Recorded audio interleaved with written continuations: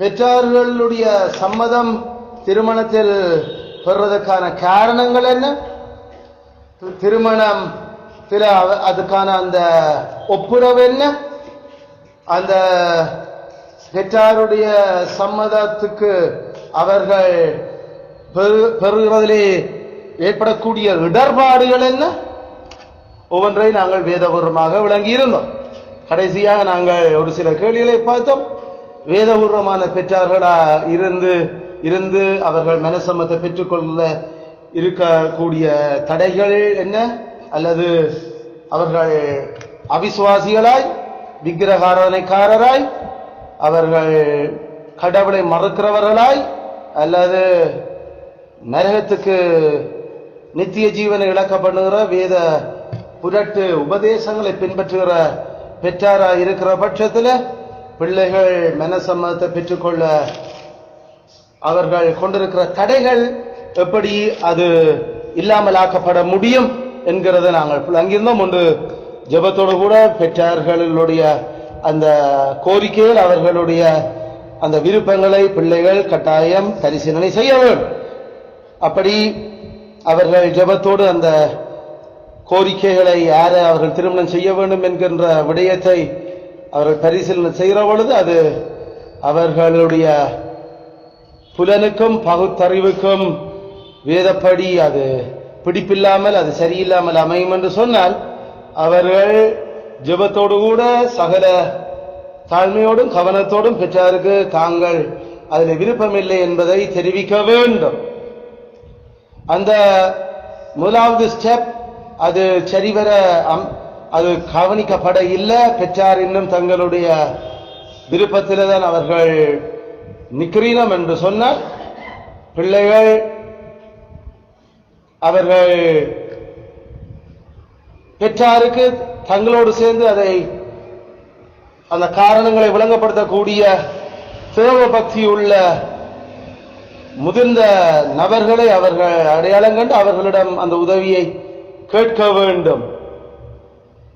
அந்த விடயங்களுக்கும் இயலாத பட்சத்தில் அவர்கள் ஆசாரியனோடு அதை குறித்து கதைத்து, ஆசாரியனுக்கு பெற்றார்கள் ஆடுகளாக இருக்கிறபடியால் அவர்கள் ஆசாரியனுடைய அந்த கரிசனைகளையும் அந்த பிள்ளைகளும் ஆசாரியனுக்கு அடங்க வேண்டியவர்களாக இருக்கிறபடியால் இரண்டு பக்க நிலைமைகளையும் வேதப்படி கருத்தில் கொண்டு அவர்கள் பெற்றார்களோடு கதைக்கிறதுக்கான அதிகாரத்தை இந்த உலகத்தில் இன்னும் தேவபக்திக்கு ஏற்ற விதத்தில் கொண்டிருக்கிறபடியால் கட்டாயம் அவர்கள் ஆசாரியனோடு அதை குறித்து கலந்து ஆலோசித்து அதை தேவபக்தியுள்ள கடவுள் பயத்தோடு அந்த விடயங்களை முன்னெடுக்க வேண்டும்.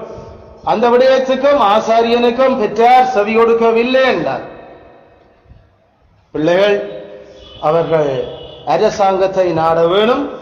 இரண்டால் பெற்றாருக்கு மேலாக இந்த பூமியில திருமணம் என்கிறது ஒரு சமுதாய ஒப்பந்தம் என்று வேதம் எங்களுக்கு வரையறுக்கிறபடியால எல்லா சமுதாய ஒப்பந்தமும் அது அரச ஆட்சிக்குள்ள விழுகிறபடியாலே அந்த ஒப்பந்த விஷயத்துல வேதபூர்வமாக அந்த பாதுகாப்புகளை எடுக்கக்கூடிய சரத்துகளை நாங்கள் எந்த விதமான அந்த அவிசுவாச நாடுகளாக இருந்தாலும் வேதப்படி அதுக்கு சரியாக வரக்கூடிய அந்த சட்ட சரத்துகளை நாமல் பாதுகாப்புள்ள பிள்ளைகள் பெற வேண்டும். அதனுடைய அர்த்தம் அவர்கள் பெற்றாருடைய விருப்பம் இல்லாமல் கல்யாணம் செய்யலாம் என்றது இல்லை. நாங்கள் கழிச்சு கொண்டிருக்கிறது அவர்கள் பெற்றாருடைய சம்மதத்தை எடுத்து கல்யாணம் செய்வதற்கு. அதனால பெற்றார் பார்க்கிற பெற்றார் அவர்கள் திருமணத்துக்காக யோசிக்கிற அந்த ஆடவனோ அல்லது மங்கையோ நல்ல அவசியமான காரணங்களினால அது பொருத்தம் இல்லாதவர்களா இருக்கிற பட்சத்தில் அவர்கள் அந்த திருமணம் வேண்டாம் என்று சொல்றதுக்கான கத்தருக்களான உரிமையை பிள்ளைகள் கொண்டிருக்கிறார். அதனுடைய அர்த்தம் அவர்கள் தாங்கள் விரும்பினவர்களை கல்யாணம் செய்யலாம் என்ற அர்த்தம் அல்ல. அதனால அரசனிட்ட போறதனுடைய நோக்கம் அந்த கல்யாணம் தேவையில்லை என்று சொல்றதுக்கு தவிர அவர்கள் தங்களுக்கு விருப்பமானியாக்களை கல்யாணம் செய்யறதுக்கும் இல்லை. அதனால கவனிக்கவனும் பிள்ளைகள் கல்யாணம் உனக்கு அந்த இது பிடிக்காட்டி அது செய்ய தேவையில்லை. அதுக்காக நீ கல்யாணம் செய்கிறார் உனக்கு விருப்பமான யாக்கள் அல்ல. அதுல நம்மளுடைய அப்ரோச்சை கவனிச்சு கொள்ளுங்க. பெற்றார் அப்ப பிடிச்சது பெற்றார் பார்க்கறது சரியில்லை, அப்ப நாமல் கல்யாணம் செய்யலாம்ன்றது இல்லை. நாங்கள் இங்க கதைக்கிறது, நீ கல்யாணம் செய்ய இயலாது, பெற்றார் சாகும் வரைக்கும் அவர்களுடைய மன சம்மதத்தை நீ பெறாட்டி விளங்குவோம். அதில் நாங்கள் ஒரு காலம் பிள்ளைகளுக்காக வேதத்தை முரண்படுத்துறது காலத்து வேண்டும். நாங்கள் சொல்றதெல்லாம் பெற்றாற்ற சம்மதத்தோட கல்யாணம் செய்யணும். அப்படி பெற்றாற்ற சம்மதம் இல்லாம உனக்கு மேல அது பலவந்தப்படுத்தப்பட்ட அந்த கல்யாணத்துக்கு நீ பாதுகாப்பு நடவடிக்கை எடுத்து அந்த கல்யாணம் வேண்டாம் என்று போகலாமே தவிர அரசாங்கத்தில் ஓடி போய் நான் மேஜரா வந்துட்டு எனக்கு கல்யாணம் செய்து வைங்கொண்டு ஓடி போய் விவாக பதிவாளருக்கு முன்னால நிக்கலாது. அது பாவம். அதை நாங்கள் இப்ப பார்க்க போறோம். அதனால நம்மளுடைய அந்த ஃப்ளோவை விளங்கி கொள்ள வேண்டும். நாங்கள் என்ன சொல்ல கொண்டிருக்கிறோம், பிள்ளைகள் தங்களுடைய இருப்பதை கல்யாணம் செய்யலாம் என்று நாங்கள் சொல்ல இல்ல. பிள்ளைகள் ஆசாரியனுடைய சம்மதத்தை பற்றி கல்யாணம் செய்யலாம் என்று சொல்ல இல்ல. பிள்ளைகள் தங்கள் தேவபக்தியான ஏனைய நபர்களுடைய சம்மதத்தை பற்றி கல்யாணம் செய்யலாம் என்று சொல்ல இல்ல. தேவபக்தி அல்லது பிள்ளைகள் அரசாங்கத்தோட பாதுகாப்படுத்த ஓடி போய் கல்யாணம் செய்யலாம் என்று சொல்ல இல்ல. அவர்கள் பெற்றார் கல்யாணம் செய்ய வைக்கிற அந்த நபர்கள் ஏன் பொருத்தம் இல்லை என்றதுக்கான சில அந்த பொருத்தப்பாடுகள் சரியில்லை என்றதா சொல்லி அவர்கள் கல்யாணத்தை நிராகரிக்கலாமே தவிர அவர்கள் சம்மதமின்றி கல்யாணம் செய்ய இயலாது. பிள்ளைகள் பெற்றாருடைய சொத்து, பிள்ளைகள் பெற்றாருடைய சொத்து, அந்த சொத்தை எப்படி செலவழிக்கிறது என்ன மாதிரி செய்கிறன்றதை முடிவு பண்றது கடைசியில் பெற்றார். அரசாங்கமும் இல்லை, ஆசாரியனும் இல்லை. அதனால நாங்கள் பிள்ளைகள் கவனம் விளங்கிக் கொள்ள வேணும். அப்படி என்ற அம்மா அப்பா அது சம்மதம் இல்லைன்னா நம்ம மெட்டியாக்களை வச்சு கல்யாணம் செய்விக்கலாம் என்று அதைத்தான் இன்றைக்கு பார்க்க வரும். அது பாவம். அதனால இந்த நாள் பிரசங்க தொடனுடைய தலைப்பு பெற்றாருடைய சம்மதமின்றி பிள்ளைகள் திருமணம் செய்கின்ற பாவம். பெற்றாருடைய சம்மதமின்றி பிள்ளைகள் திருமணம் செய்யும் பாவம்.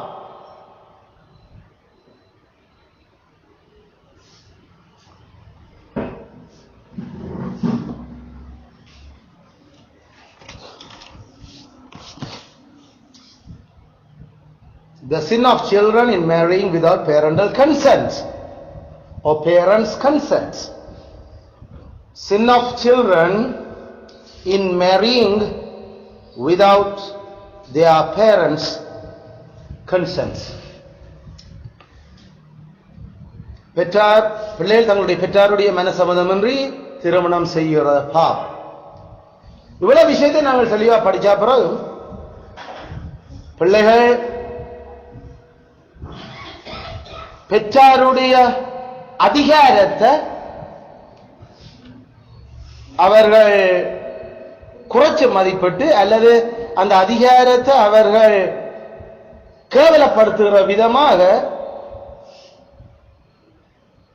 தாங்களே தங்களுக்கு துணைகளை தெரிந்தெடுக்கிறது பாவம். கவனிச்சுக்கொள்ளுங்க. பெற்றாருடைய அதிகாரம் கத்தரால கொடுக்கப்பட்ட அதிகாரம். அது எந்த அரசாங்கத்தாலையும் கொடுக்கப்படையில, எந்த ஆசாரியனாலும் அவர்களுக்கு பெற்றாருடைய அதிகாரம் கொடுக்கப்படையில்லை. பெற்றாருடைய அதிகாரம் அது அவர்களாக பெற்றதும் அல்ல. அது கிறிஸ்து தம்முடைய சித்தத்துக்கு அமைய வரங்களை பகிர்ந்து கொடுத்து அவர்களுக்கு பிள்ளை பேர் உண்டாக்கத்தக்கதான வரத்தையும் அவர் பகிர்ந்து கொடுத்திருக்கிறார். அதனால அந்த பிள்ளைகளை பெற்று அவர்களை தங்களுடைய சொத்துகளாக கொண்டிருக்கிறதுக்கான அந்த ஆசீர்வாதமும் அதனால கிடைக்கிற உரிமையும் அந்த பவரும் அந்த சக்தியும் கிறிஸ்துவால கொடுக்கப்பட்டது. எந்த மேலான அதிகாரமும் கிறிஸ்துவால கொடுக்கப்பட்டு இருக்குது. பேரண்டல் அத்தாரிட்டி, பெற்றாருடைய அந்த பவர் என்ன என்றது நாங்கள் இவ்வளவு நாளும் பார்த்த அடிப்படையில் வந்து தெளிவு. எங்களுக்கு சங்கீதம் 127 அந்த சங்கீதத்தில் பிள்ளைகள் கத்தரால் வருகிற சுதந்திரம் 127:3 இதோ லோ பிள்ளைகள் கத்தரால் வரும் சுதந்திரம். சுதந்திரம் சுதந்திரம் ரெண்டு சொல்லும் வித்தியாசம். சுதந்திரம் சுதந்திரம் சுதந்திரம் என்று நாம சொல்றது இன்ஹெரிட்டன்ஸ். சுதந்திரம். இந்த இதில் இருக்கிற தமிழ் சொல் இன்ஹெரிட்டன்ஸ். இன்ஹெரிட் என்று சொல்றது நாங்கள் சொத்துகளாக பெற்றுக்கொள்ளுதல் அல்ல. இதோ பிள்ளைகள் கத்திரால் வரும் சுதந்திரம் அல்ல. ஆனா சுதந்திரம் என்று நாமல் கதைக்கிறது ஃப்ரீடம்.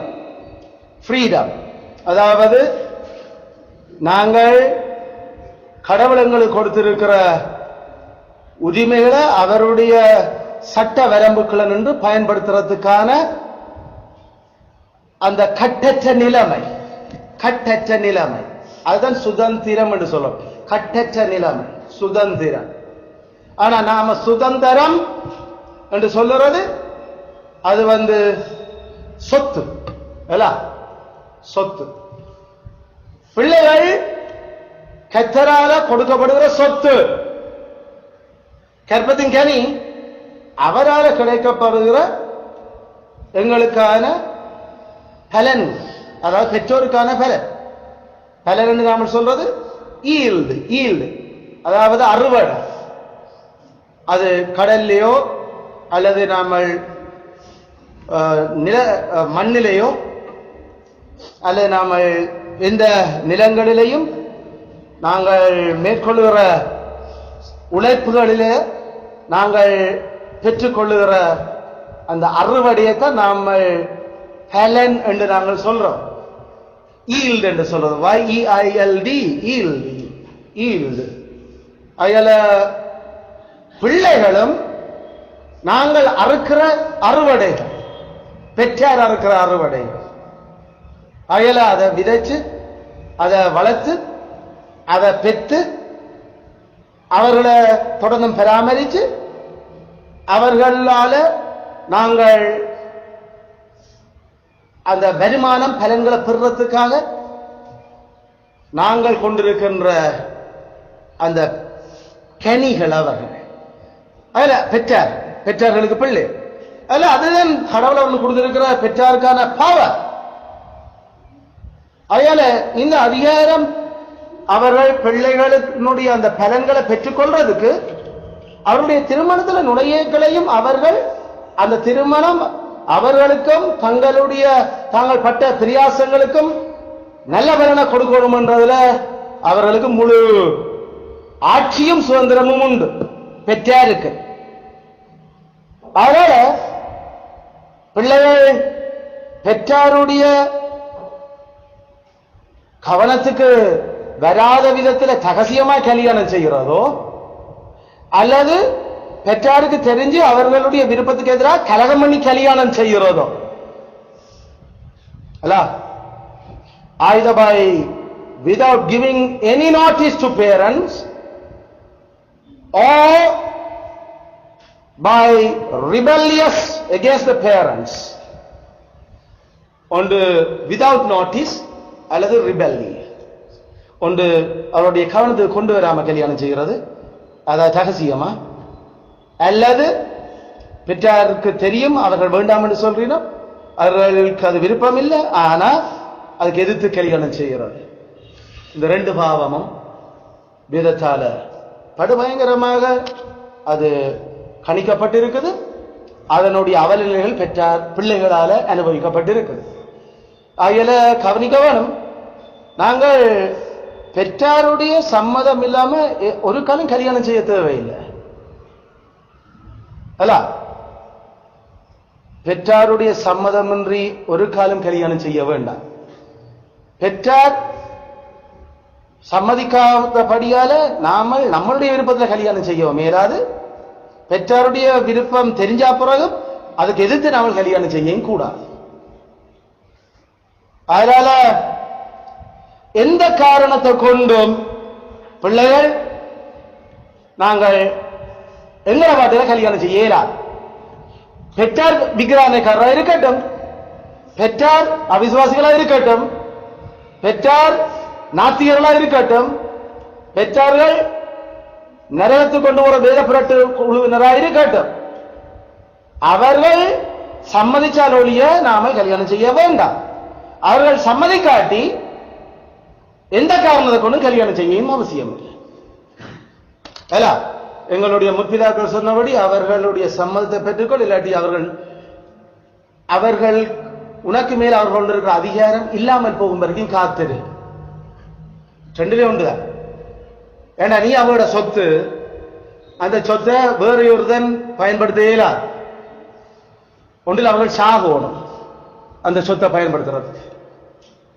எப்படி வீடு, காணி, நிலம், புலம், அந்த நகை நட்டு இருக்கிற பொருள் பண்டங்கள் அவர்களுடைய விருப்பம் இல்லாம அரசாங்கமோ ஆசாரியனோ வேற எந்த மாமா மாமியோ எந்த ஃப்ரெண்ட்ஸோ அவர்களுடைய காணி பூமி சொத்துக்களை பயன்படுத்த அவர்களுக்கு உரிமை இல்லையோ, அந்த சொத்துகளில முதன்மையான ஒரு சொத்து தான் பிள்ளைகள். அதுல பிள்ளைகளை எப்படி கல்யாணம் செய்கிறது, யார் செய்கிறது என்ற அந்த சொத்தை எப்படி பெற்றாரிடம் இருந்து வெளியில செலவழிக்கிறது என்றத வேற எவரும் தீர்மானிக்கவும் மேலாது. தீர்மானிக்கிற அந்த உரிமை பெற்றாரிட்ட மட்டும்தான் இருக்குது. அதுதான் நாம சொன்னோம், ஸ்டெப் பை ஸ்டெப்பா நாம ஜபத்தோட விஷயங்களை முன்னெடுக்கிறோம். ஆனா அதனுடைய அர்த்தம் நாங்கள் அதுக்கு எதிர்ப்பு தெரிவிச்சுக்கிறோம். அதுக்காக நாங்கள் வேற கல்யாணம் பண்ண இல்ல, அந்த கல்யாணம் வேண்டாம் என்ற நாங்கள் பெற்றாருடைய கவனத்துக்கு வராம நாம ஒரு நாளும் கல்யாணம் செய்ய இயலாது. பெற்றாரது கவனம் வந்து அவர்கள் தங்களுடைய மனசம்மதம் தெரிவிக்க வேணும். அவள் தெரிவிக்காட்டி கல்யாணம் செய்ய இயலாது. மனசம்மதம் தர மாத்திரம் என்று தெரிஞ்சு ஓட்டும் ரகசியமாக போய் செய்ய இயலாது. மனசம்மதம் தராட்டி எனக்கு என்ன நான் வயசு வந்துட்டு செய்வனண்டு நாமல் கலகம் பண்ணி கல்யாணம் செய்ய இயலாது. அதில் இது பெற்றாருடைய அதிகாரத்துக்கு எதிரான பாவங்கள். அதில் ஆதியாகமம் 6:2 அவர்கள் தங்களுக்கு விருப்பமானவர் பெண்களை தெரிவு செய்தார்கள். கர்த்தர் உலகத்தையே அழிச்சார் வெள்ளப்பெருக்கார். உலகம் நோவாவின் காலத்துல உலகம் தோன்றினிலிருந்து 1650ஆம் ஆண்டுல ஏன் உலகம் அழிக்கப்பட்டது? உலகம் அழிக்கப்பட்டதுக்கான காரணம் பிள்ளைகளினுடைய சிந்தனை ஓட்டங்கள் சிறு வயது முதல் பொல்லாங்கா இருக்குது. அது மட்டுமில்ல, குறிப்பாக காட்டப்பட்டிருக்கிற அந்த பாவம், அந்த சிந்தனை ஓட்டங்களினுடைய வெளிப்பாடு பல்வேறு பாவங்கள்ல வெளிப்பட்டிருக்க முடியும். ஆனா ஆதியாகமத்துல ஆண்டவர் அந்த வரலாற்று உண்மையில அவர் காண்பிக்கிற குறிப்பான ஸ்பெசிபிக் சின், தேவகுமாரர் மனுஷகுமாரத்திகளை அதிக சௌந்தரியம் உள்ளவர்கள் என்று கண்டு அவர்களுக்குள்ளே தங்களுக்கு பெண்களை தெரிந்து கொண்டார்கள். அவர்கள் பெண்களை அவர்கள் கொண்டார்கள் அல்ல, கொள்வனும் கொடுப்பனும் யாரால் நடக்கப்படுறோம்? பெற்றாரால். அப்ப இது they choose, they are choice. அப்படி என்றால் ஒரு மறுதலையில அவர்கள் தங்களுக்கு பெண்களை தெரிஞ்சு கொண்டுச்சிலும் பெற்றாட்ட சம்மதம் இல்லாம. அதான் இந்த தேவபக்தியான பெற்றார் ஒரு காலம் பிள்ளைகள் தேவபக்தி இல்லாத குடும்பங்களுக்குள்ள அந்த ஒப்பந்தத்துக்குள்ள கடவுளை தெய்வமா சேவிக்காத உண்மையான கடவுளுக்கு பயப்படாத குடும்பங்களுக்குள்ள அந்த தங்களுடைய சொத்துகள் கடவுளால வரக்கூடிய சாபத்தையும் அவர்களுடைய நாசமறுப்பு நித்திய ஜீவனுக்கு சொல்லிருக்க முடியாத வாழ்க்கை முறையும் தெரிஞ்சு கொள்றதுக்கு ஒப்புதல் அளிக்க மாட்டீரான். மெய்யான தேவபக்தியானவள் பெற்றார். அப்படி யாராவது பெற்றார் அப்படி அழிக்கிறீங்க, சரி என்ன செய்யறாரு? அது சைவக்காரர் தானே, அது முஸ்லீம் தானே, அது பௌத்தம் தானே, ஐயா அது கோயில் குளம் தேடாதான், அது ஏதோ நல்லா இருக்குது என்று கொடுக்கிற பெற்றார் அவர்கள் தேவபக்தி இல்லாத பெற்றார். மெய்யான தேவபக்தியான பெற்றாராக இருந்தால் கர்த்தருக்காக அந்த சொத்துகள் எதை செய்தாலும் கர்த்தருக்காக செலவழிக்கப்பட வேண்டும் என்ற உறுதியான இருப்பினும் அதுல தேவகுமாரர் என்றால் அந்த பரிசுத்த கடவுளுடைய மக்களுக்கு கடவுள் கொடுத்த அந்த கனிகள் தேவ புத்திரிகளா இல்லாத உலகத்து ஜென்ம சுபாவம் மறுபடியும் பிறக்காத சபைக்கு வெளியில இருந்த, அதான் அதனுடைய அர்த்தம். திருச்சபையால கடவுளுடைய மக்கள் என்று கணிக்கப்படாத அந்த இயேசு கிறிஸ்துவர் தெய்வம் என்கிறத விளங்கியும் அதை எதிர்த்து ஏறக்குறைய இப்ப அந்த 1600 வருஷம் கடந்து போன அந்த நிலையில உலகம் அது பால்பட்டு போய் இருக்கிற அந்த யோசனையில தேவனுடைய ஆவிய விசனப்படுத்தி ஆண்டவருடைய கோபத்தையும் சாபத்தையும் இன்னும் கொட்டத்தக்க அந்த பாவங்களில பெருகி கொண்டிருந்த கோணலும் மாறுபாடுமான சபையை சுத்தி இருந்த மக்களுக்குள்ள அவர்கள் பெண்களை தங்களுக்கு தெரிந்து கொண்டார்கள். ஏண்டா இது பெற்றா தெரிஞ்சு கொண்டதை பற்றி இந்த வசனம் சொல்ல இல்லை, நேரடியாக அந்த ஆடவன் அந்த மங்கையை தெரிவு செய்தான். He chose. அவன் அது அவர்களுடைய சாய்ஸா இருந்தது. இந்த துன்மார்க்கத்தனத்தோட வேற துன்மார்க்கத்தனங்களும் இருந்திருக்கலாம். ஆனா உலகம் அளிக்கப்பட்டதுக்கு முதன்மையான காரணம் பரிசுத்த வித்து துன்மார்க்கரோட கலக்க வழிகட்டது. அயல இப்படிப்பட்ட ஒரு துன்மார்க்கருக்கு தந்த மகனை கட்டி கொடுக்கணும் என்று நினைக்கிற எந்த குடும்ப எந்த பெற்றாரும் தேவபக்தியற்ற பெற்றார். அப்படிப்பட்ட அவர்களுடைய அழுத்தங்களுக்கு தான் நாங்கள் ஏற்கனவே அந்த ஸ்டெப் பை ஸ்டெப் காரணம் கேட்டுட்டோம். அந்த திருமணத்தை நிராகரிக்க வேண்டும் என்று சொல்லி அது உச்சகட்டமா போய் நின்று நான் கல்யாணம் கட்ட மாட்டேன், நான் இப்ப சட்டப்படி நான் மேஜர், அதனால எனக்கு இந்த கல்யாணத்தை விருப்பம் இல்லை, இவங்களை என்ன போர்ஸ் பண்ண வேண்டாம் என்று சொல்றதுக்கு முழு உரிமையும் இருக்கு. கடைசி பாதுகாப்பு அல்ல. அதனால அதுக்கப்புறம் நீ எக்கடு கட்டாம பரவாயில்ல, எங்களுக்கு பிரச்சனை இல்ல, நீ உண்ட வாடு அப்படி அந்த இடத்துல ஓகே நாங்கள் கிட மாட்டோம். நீங்க செய்யறதால கெடு போய் தான் நாங்கள் அப்படி போறோம். அதை சொல்றான்னு சொல்லி கேட்டுதான் இங்க வரைக்கும் வந்து நிற்குது அல்ல. கடவுளுக்கு பயந்துதான் நீங்கள் இப்படி செய்யிருக்க மாட்டீங்க. அதனால நீங்கள் துன்மார்க்க பெற்றாராக இருக்கிறீர்கள். பைபிள் பல துன்மார்க்கமான பெற்றார தேவபக்தி உள்ள பிள்ளைகளை கொண்டிருந்த துன்மார்க்கமான பெற்றார காட்டுது.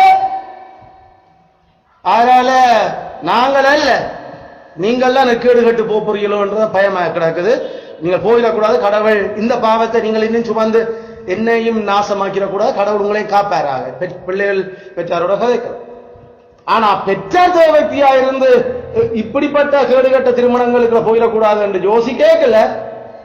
பிள்ளைகள் ஓடி போய் தேவபக்தி உள்ள ஆலோசனைகளையும் சுகம் உண்டாக்கும் தேவனுக்கு முன்பாக ஆறுதல் தரும் ஆலோசனைகளை தள்ளிவிட்டு போட்டு ஓடி போய் கேடுகட்ட அரசாங்கத்தினுடைய அந்த 18 வயசுக்கு மேற்பட்ட மேஜர் சரத்தை பிடிச்சுக்கொண்டு நான் கல்யாணம் கட்ட மாட்டேன், எனக்கு பிடிச்சால்தான் கல்யாணம் கட்டுவேன் என்று சொல்ல வெளிக்கட்டா அங்க கடவுளுடைய மிகுந்த கிருபை இருக்க வேணும் தப்புறத்துக்கு. ஆனா அவ்வளவு அந்த உலகத்திலேயே ஒரே ஒரு குடும்பத்துக்கு மட்டும்தான் கிருபை கிடைச்சது. மற்ற எல்லாரையும் கடவுள் சபையண்ட ஆக்களையும் அவர் அழிச்சு நாசம் பண்ணினார். கடைசியில சபையில இருந்து மிஞ்சினதும் ஒரே ஒரு குடும்பம், நாம சொல்ல 3 குடும்பம் இல்ல. அதுல ஆண்டவர் பிள்ளைகளுக்கு மேல வச்ச தயவிலை இல்ல, அவங்களுடைய தகப்பனுக்கு மேல வச்ச தயவிலையே தான் அவர் பிள்ளைகளையும் காத்தார். அயல பெற்றாருடைய அந்த தயவு ஆசீர்வாதம் பிள்ளைகள் கல்யாணம் முடிச்ச அப்புறம் தேவையா இருக்குது. ஏன்னு சொன்னா சேம்காம் ஜாபேத் கல்யாணம் முடிச்ச மனுஷிமாரோட வாழ்ந்தாலும் யாருக்கு கெத்திட்ட கண்கள்ல தயவு கிடைச்சது? நோவாவுக்கு தான் கெத்திட்ட கண்கள்ல தயவு கிடைச்சது, சேம்காம் ஜாபேத்துக்கு அல்ல. அயல நீதிமான் கடவுளுக்கு பயப்பட்டா அவனுக்கு அந்த ஆசீர்வாதம் பிள்ளைகளுக்கு 1000 தலைமுறைக்கும் போறது கெத்தர் கிருபையா இருப்ப. அதே நேரம் உங்களுக்கு தெரியும் கெத்தர் அந்த கிருபையை கொடுக்கறதுக்கு சேம்காம் ஜாபேத்திலையும் நோவா அவர்களை கத்தர்கிட்ட பயத்துல வளர்த்தபடிதான் தேவன் அந்த கிருபைகளை கொடுக்கிற ஏண்டா தேவத்தின பெற்றாருக்கு அப்புறம் அந்த பிள்ளைகள் துன்மார்க்கா மாறினாலும் கத்தர பெற்றாருடைய நீதியை நினைக்கிறது இல்லை. அயல் அந்த விதத்துல சேம்காம் ஜாபேத்துக்கு மேலேயும் தேவத்தியான வாழ்க்கை முறையை காணப்பட்டதை நாங்கள் ஒத்துக்கொள்ளுறோம். ஆனால் வேதம் வெளிப்படையா தெளிவா சொல்லுது நோவாவுக்கோ கத்தருடைய கண்களில் தயவு கிடைத்தது. அயலை கல்யாணம் செய்த பிறகு தங்களுடைய தேவபக்தியான பெற்றாருடைய ஆசீர்வாதம் பெற்றுக் கொள்றதுக்கு கத்தர் அந்த தயவுகளை பயன்படுத்தி பிள்ளைகளை காக்கிறதுக்கு அது முக்கியமான ஒரு தேவை. அங்க எல்லாம் விளக்கப்பட்டுச்சு. சபைக்குள்ள இருந்த மிச்சம் ஒரு குடும்பமும் இல்ல, எல்லாரும் மண்ணுக்குள்ள தண்ணிக்குள்ள புதைக்கப்பட்டுச்சுன்னா அந்த காலத்துல இந்த சர்ச் அப்படி நாசமாச்சு. அவர்கள் அந்த காலத்துல இந்த கீழ்ப்படியாத ஆவிகளோட சேர்ந்த கீழ்ப்படியாத அந்த எளிய சனமாக சபைக்குள்ள இருந்தையார். அதுல கவனம், don't choose on your own, your help meet. உனக்கு ஏற்ற துணையை உண்ட பாட்டுல தெரிவு செய்திடாத. உண்ட தெரிவு உன்னை கடவுளை அழிக்கிறதுக்கு தான் காரணமாக. உண்ட தெளிவு பெற்றாருடைய சம்மதத்தோட இருந்த சந்தோஷம் அல்ல. எப்படியும் பெற்றாருடைய மன சம்மதமும் சந்தோஷம் பெற்று சமாதானம் பெற்றிருக்க வேணும் பிள்ளைகள். ஆகியால அதை கவனிக்க வேணும். ஆதியாம் 26:35 ஏசா பெற்றாருடைய மனசம்மதம் இல்லாம கல்யாணம் செய்ததால பெற்றாருக்கு மனநோவாக இருந்தால் பைபிள் பரிசுத்த அவர் குறிப்பிடுறார் கிளியர். ஆதியாகமம் 26:35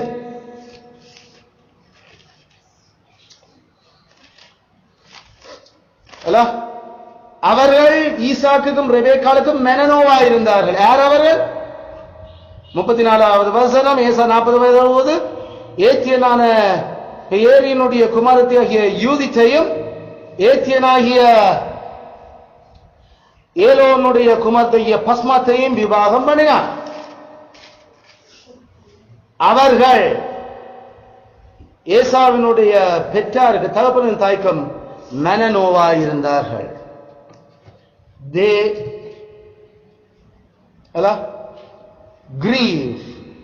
They were grief to his parents. அந்த பெண்கள் மனநோவாக இருந்தார்கள். மனநோவான பெண்களை கொண்டு வந்ததில் இருந்த பெண்களுக்கு தெரியுது. பெற்றார் மன விசனமும் அவர்கள் கவலையும் அவர்களுக்கு மனநோவுமா போறதுக்கான அவருடைய மனசம்மதம் புறப்படைய. மனசம்மதம் பெற்றிருந்தா என்னென்று பெற்றார் மனநோவடைய முடியும். ஏன்னா அவருடைய ஆசீர்வாதத்தோடு அவர்கள் வீட்டுக்குள்ள அந்த கொடுக்கப்பட்டுச்சு. அப்ப ஒரு காலம் பெற்றார் மனநோவாக இயலாது. ஏன்னா பெற்றார்கள் அதை தெரிவு செய்யக்கல சகலத்தையும் விளங்கி யோசிச்சு அவர்கள் பொருத்த பாடுகளை வேதபூர்வமாக விளங்கித்தான் கத்திற்குள்ள செய்திருப்பினார். செய்யவே அதனால don't bring grief to your parents. உங்களுடைய பெற்றாருக்கு மனநோவான பெண்களை உள்ளுக்கு கொண்டு வர வேண்டாம். உங்களுடைய பெற்றாருக்கு மனநோவான ஆண்களை கொண்டு வர வேண்டாம். அதனால கடவுள் திருமணத்தில் வச்சிருக்கிற ஆசீர்வாதங்கள் அப்படிப்பட்ட திருமணங்களுக்கு மேல வராம போகுது. கடவுள் பெற்றாருடைய அந்த ஆசீர்வாதங்கள்ல அதுல எங்களுக்கு கடவுள் கொண்டு வர அல்லது பெற்றாருடைய ஆசீர்வாதத்தை பெறாம போறனுடைய மறுதலே என்ன? அவர்கள் பெற்றாருடைய சாபத்தை சந்திக்க போறார்.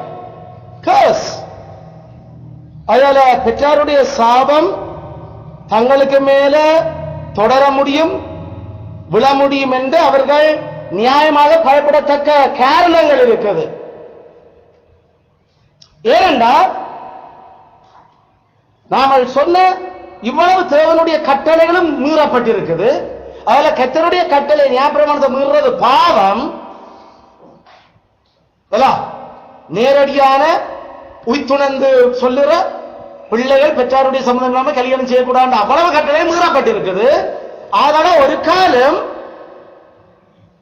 பெற்றாருடைய மனசம்மதம் இல்லாத கல்யாணங்களில் கடவுளுடைய ஆசீர்வாதம் பெறப்பட்டிருக்க முடியாது.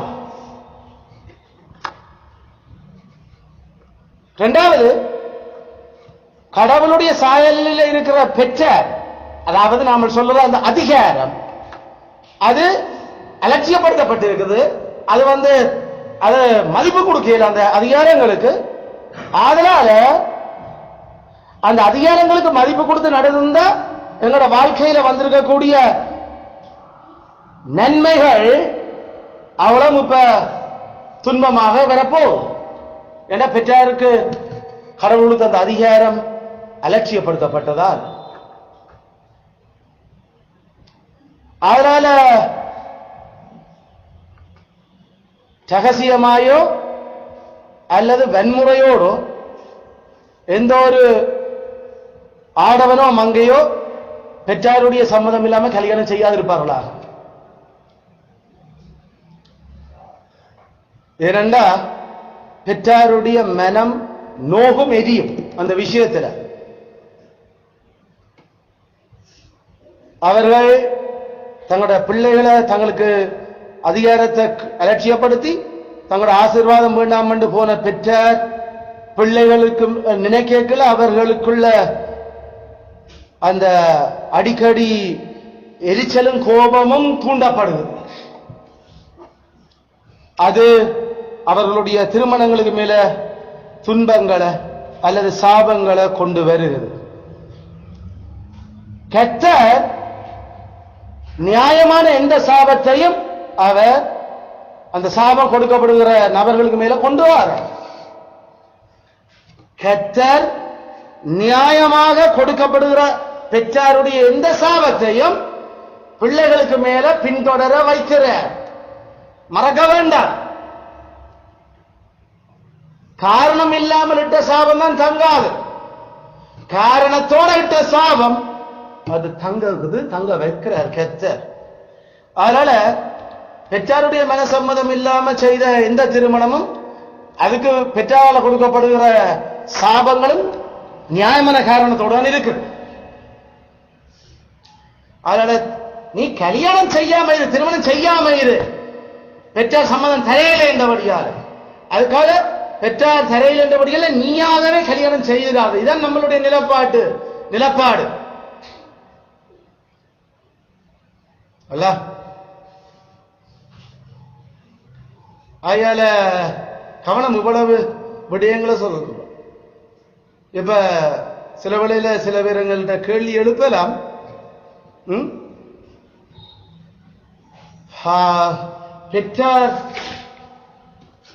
பெற்றாருக்காக நாங்கள் கல்யாணத்துல நுழைகிறதுக்கு எங்களுக்கு சுதந்திரம் இருக்குது என்று சொல்லி சில வேளையில வேதம் விளங்காதவர்கள் எங்களுக்கு கடவுள் வேதத்தின் கடவுளுடைய ஸ்டைல் தெரியாதவர்கள் இப்படி கதைக்கலாம். We don't marry for our parents. எங்கட பெற்றாருக்கா நாங்கள் கல்யாணம் செய்கிறேன். ஆனா கவனிக்க வேண்டிய விஷயம் பதில், நாங்கள் பெற்றாருக்காக கல்யாணம் செய்யறது இல்லை என்றது வேதம் எங்களுக்கு சொல்லுது. ஆனா நாங்கள் பெற்றாரிடம் இருந்துதான் கல்யாணம் செய்கிறோம். அதாவது பெற்றாரிட்ட இருந்து வெளியில நாம எடுக்கப்படுகிறோம். We don't marry for parents but from parents. உங்க இங்கிலீஷ் விளங்கு? We don't marry for our parents but we do marry from our parents. எங்கட கல்யாணத்திலிருந்து பெற்றாரிட்ட இருந்து வெளியார பறிக்கிறதுக்கு அல்லது அவர்ல இருந்து பிரிக்கிறதுக்கு கொண்டு வரதுக்கு நம்ம விடுறோம். அதனால நீ உண்ட அம்மா அப்பாக்காக கல்யாணம் செய்ய இல்லை தான், ஆனா அவர்கிட்ட இருந்து வெளியில நீ போறதுக்காக கல்யாணம் செய்கிற. அதனால வெளியில போறது முன்னுக்கு you get the permission, better get the permission, அனுமதி எடுத்துக்கொள். அனுமதி இல்லாம நீ என்ன அவர்கிட்ட இருந்து போற அல்ல. ஏன் அனுமதி எடுக்கணும்? சங்கீதம் 127:3 பிள்ளைகள் கர்த்தரால் வரும் சுதந்திரம், கற்பத்திங்கனி அவரால் கிடைக்கிற பலன். பலனும் கனியும் யாரு கொடுவட்டது? பெற்றாருக்கு அல்ல. அந்த கனிய எப்படி பயன்படுத்துறது, எப்படி அந்த கனிக்கு தேவையான பாதுகாப்புகளை சரியாக செய்து கொடுத்து அனுப்புறது, முழு உரிமையும் சுதந்திரமும் பெற்றார்கிட்ட தான் கடவுள் கொடுத்திருக்கிறார்.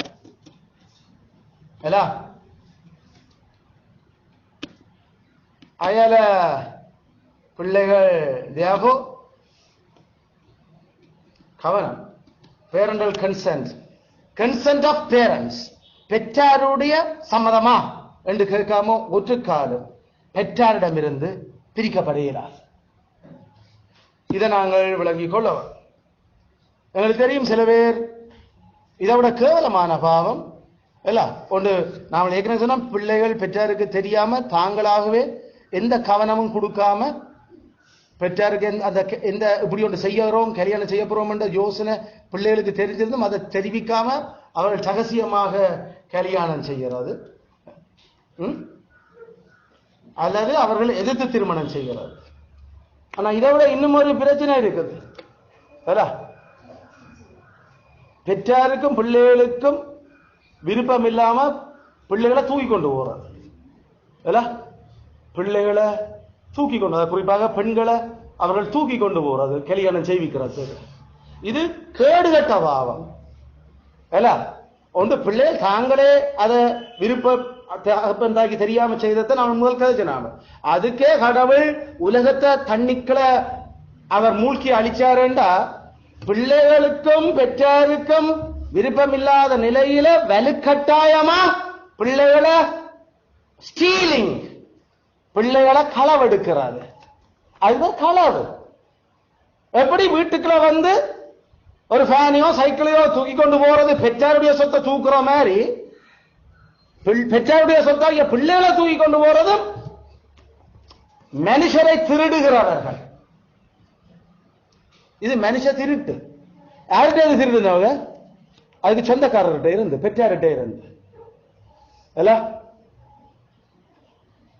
வன்முறையோட திருடுறது அது இன்னும் பெரிய திருட்டு, பெரும் பிரச்சனை. வந்து பெற்றாருக்கு ஆட்களுக்கு அடிச்சு அல்லது கட்டாயம் கல்யாணம் பண்ணதான் வேணும் என்று இழுத்து கொண்டு போய் அது வயலன்ட்லி ஸ்டீலிங். ஸ்டீலிங் அல்ல, fraudulently stealing or violently stealing. ஒன்று ஏமாத்தி தூக்குறது, ரகசியமா